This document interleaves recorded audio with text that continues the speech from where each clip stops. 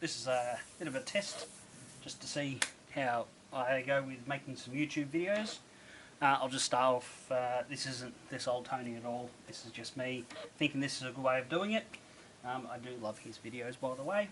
Anyway, I recently bought a nice granite surface plate. It's 630 by 1000 millimeters, and I'm planning on starting to do some scraping of my machines.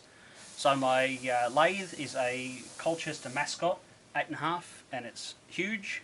Insert picture here. And I also have a milling machine, which is a King Rich giant thing. It needs a little bit of work on it, I think, somewhere along the way.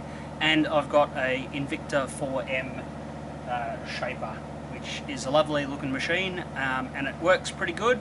I'd love to be able to get the RAM and sort of scrape that in. I'm all new to learning what to do with scraping, I should say, not shaping. Yeah, so I bought this and a few other things, and I'll just run through those at the moment. So a while back I bought a surface height gauge. These will always come in handy for marking out that sort of stuff. So that's that. Everything's moving lovely and smooth now because I got some precision flat ground stones. So shout out to Halley Tooling over in Western Australia. Bought these ones, came with a very awesome 3D printed holder. If I pop this one out, these are the dovetail stones. They are pretty sweet. They'll come in handy, very handy. So thank you for that one. I haven't used these ones yet, but the main ones I've used have been the, I don't know if you can see that, Halley Tooling. Look him up, good bloke. Thank you very much. Righto. Here they are. They're looking a little dirty, but I've used them, and they're absolutely fantastic. They're just so... Oh, they're brilliant. I've never had a proper precision flat ground stone before. Now I do. I basically stone everything that I have. So again, all these. I just selected a couple of 1 to 3 blocks from out in the machine shop, cleaned them up, and I just flat stone them, and they are very nice. I've got 2 of them for bits and pieces, whatever I need. I got my surface table gauge, and on here I found a, I don't know if you can see it, if it's still in focus or not, but this is my Mercer, it's 25 mil, but 0 to 25 by 0.002 mil, so it's a very fine DTI. I found this at the same time. This is a precision level, and this is Swiss, so it's pretty nice. It's made by, this is the box it came in, made by Edelon in Switzerland. So I'm pretty happy with that purchase. So far so good on that.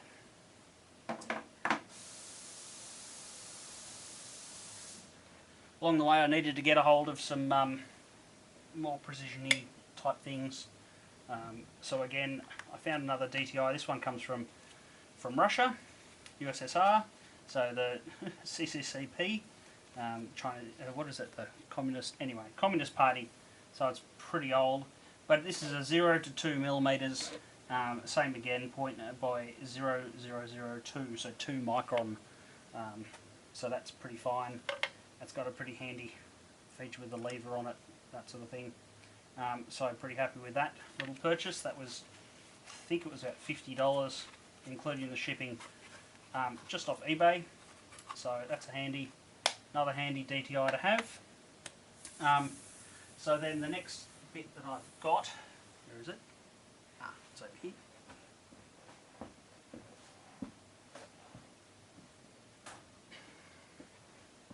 It's a bit heavy, but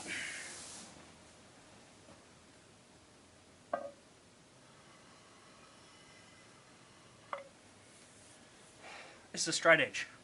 So I also got this one from Russia, so it's a little bit of Soviet history, made in the Soviet bloc. 630 mil in length, plus obviously the handles, it makes it a little bit better. And this one it's pretty solid. I'll be using this to do all the ways on the dovetails and that sort of thing. I'm still to blue this up and test it. Like I said, I'm a very big novice on when it comes to doing scraping, that sort of stuff. Literally, like it's brand new. I haven't even scraped something yet. So I've watched a lot of YouTubes, I've read a lot of books and things on it, and so I guess this is my little hurrah into learning how to scrape. This won't be the first one. This is not my first job, not my first project. This is a little bit too valuable for me to stuff up. Supposedly it's actually properly scraped in. I'm not too sure yet. We'll find out. So I'll just pop this one just to one side. And I'll show you my first project that I'm going to do. It's also bloody heavy.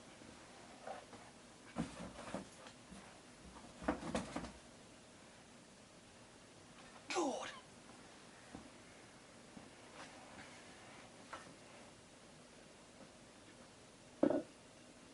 Oh. Wow. All right. That's a 400 by 400 cast iron surface plate. Hopefully, let's see if we can move that more into the way. There we go. Sorry, a bit shaky. Again, first hurrah into YouTube movies and that sort of thing. So this one I picked up for $150. In fact, I picked up 3 of these, $150 each. It is solid as a rock. It's proper cast iron. I think at one stage it looks like it's had some form of scraping done to it. It's had a protective wood cover over the top for I don't know how long. But as you can see out here, there's a bit of rust pitting and that sort of thing. Again, I stoned it off, a couple of high spots here and there on it. Yeah. So this one here will actually be my first project in scraping. It's large and heavy, so I think that's going to be good fun. Anyway, in the meantime, I'm also going to figure out how to apply some blue, bearing blue. Let me just find that stuff and I'll be back.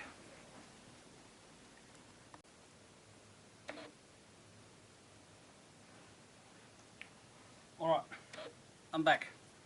Gloves on this time because I'm about to get blue, I believe. It's my bit of experiment to figure out what's going to happen with actually rolling the blue on, just to get our imprint, or a bit of a marking up to see how it goes. This is going to be a by technique and by experience sort of thing. I doubt very much that YouTube and books and stuff will give me the feel that I need to learn about this.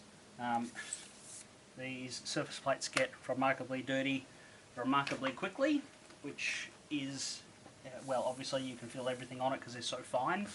I had it nicely done. I was recommended to get some ammonia to do it, but Windex has ammonia in it, and I've found so far that just a quick spray of Windex. I've got a microfiber cloth, see that I used this one earlier. So this is just the first wipe to get the dust off. I get a cleaner one, and it just kind of, I found that it kind of polishes up alright. Just a bit of Windex and a real nice clean microfiber cloth. And that should be as much as I need to do. I mean, yes, I'm wearing a glove, so everything's a little bit stickier, but I still can't feel, now I can't feel any dust on that. That's come up very nice. I was really worried about actually cleaning a surface plate. I didn't know totally exactly what to do with it. When it came, it felt, you could feel the dust on it, like just little tiny specks, and it was, yeah, very noticeable. really surprising. But again, I haven't worked with something in this fine of detail. It's like on Rick and Morty when the flattest thing, it's just, oh my goodness. Anyway, enough of that. Right, so I went to the art shop and to the, here we go. All good, righto. Well, I went to an engineering supply store first. Got myself a, whoop, it's going to focus. So that's a Permatex Prussian blue, non-drying. That's bearing blue. So it's, take it off and see. She's pretty thick. Right. So again, please correct me if I'm wrong or anything, but that's something I'll try. As part of it, I bought a oil colour paint. So out of that one, I got this style. So this is proper oil paint. So this is Meth's methylated spirits cleaner on it. At the same time, I've been hearing about an oil-based water-soluble or water wash-up, obviously spotting blue. And I asked at the supply store, and they pointed me in the direction of this. So this is an oil paint, but like the lady said at the art shop, it's for people that are allergic to the oil paint. This is actually the water washable paint. So again, I bought obviously the yellow and the blue. They're the two contrasting colours opposite on the spectrum. So you put this one down first, and then put this on the top, and then you'll get your proper contrast, because sometimes the metal is a little bit difficult to see. So in the meantime, also I picked up this little paint roll. It was $19.70, of course, but yeah, just a rubber roller. And it's just, yes, just off we go. Hopefully that does the job. Right, okay. So let's find out. I'm going to start with these because I like the idea of things being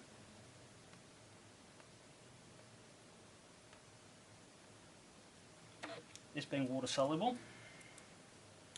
So there's that, and I'm just going to do the blue for the time being.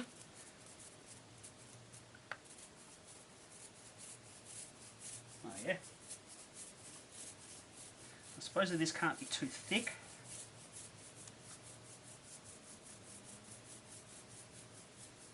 Let's find out. Now, I was going to do that surface plate before, but that is really heavy and awkward. I need to make some handles for it. It's got a couple of spots for handles on it.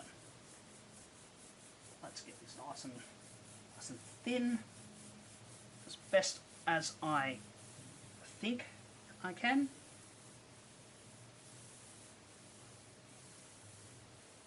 First time for everything.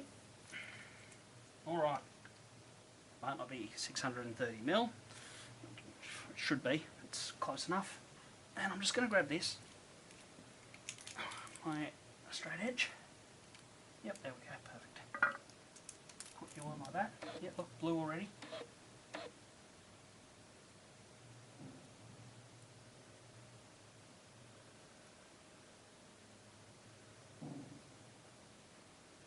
I'm trying to hinge it as you're meant to do. Same again, it looks like it's hinging in the centre there. Anyway. Same again. I think I've possibly used a bit too much. It looks like that's... I think that's false marking. Not 100% on that again. So I think down this end, I don't know if you can see it properly. Let's see the camera. I need a monitor for this camera. But so I think somewhere along there should be about right. And I think just out here it's a bit too much at the moment. So how do I fix that? Give me a minute. I'm going to do some investigating and, well, actually, before I do, this is meant to be water washable. Let's give that a whirl. For one thing, get some water on this. Hang on, back in a sec.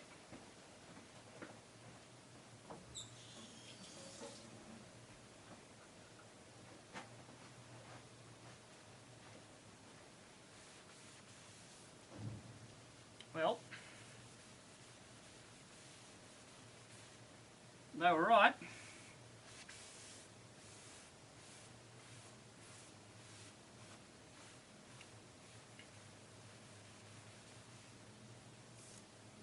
A little bit left there, but I reckon not bad. Don't forget that one. That's anyway. There's a clean finger. Yeah, that's pretty good. So that actually does wash up with water. All right. Maybe what I need to do is wipe this up, put it on the side here, get it on the roller. Maybe that's enough on the roller. Anyway, wash it up. I'm going to give another whirl with this. I'll clean up my straight edge. I'll come back, figure out what's going on, because I think that's too much. Anyway, let's see. Right.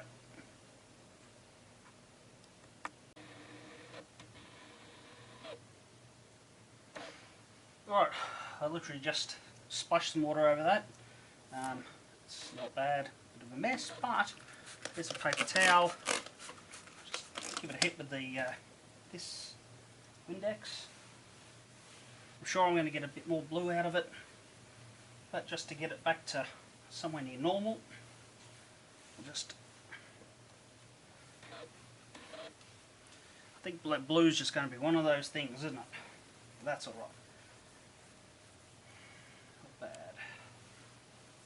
And stay with my process. Yeah, still got a little bit of blue on it, but that's alright. Look.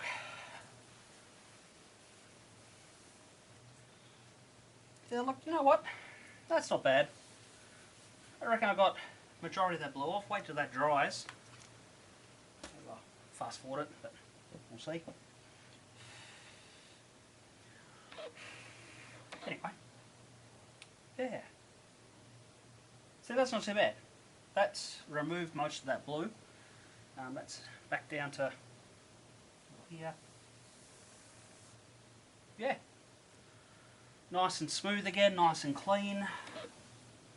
No dust on that at all. So what I said earlier was I've rolled the ink, or the paint I guess, with this, oil based. I think maybe there's probably enough on this roller just to do this. Maybe not, maybe just a hair more.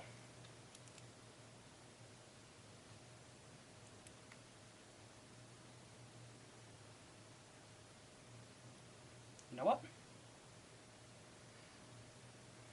Better not mix that. I made a mistake. That one there, that is the oil paint. I wonder if that's going to make a problem.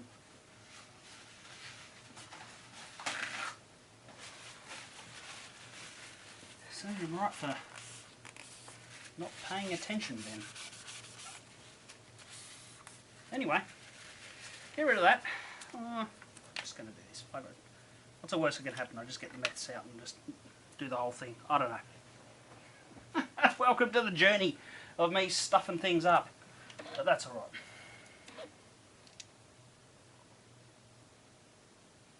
That's a touch more. Let's see. Alright.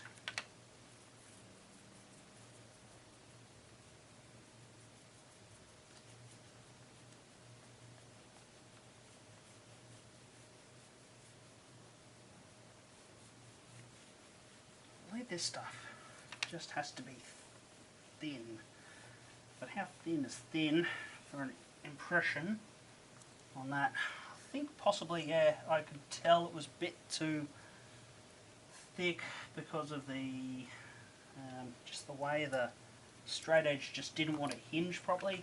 Felt like that was possibly a bit of an issue.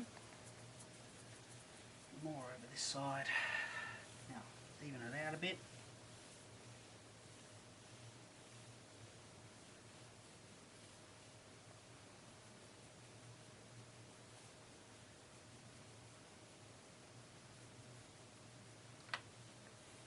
Alright.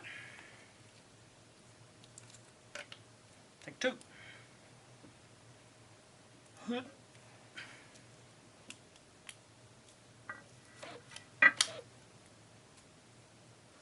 Oh, see, that's better.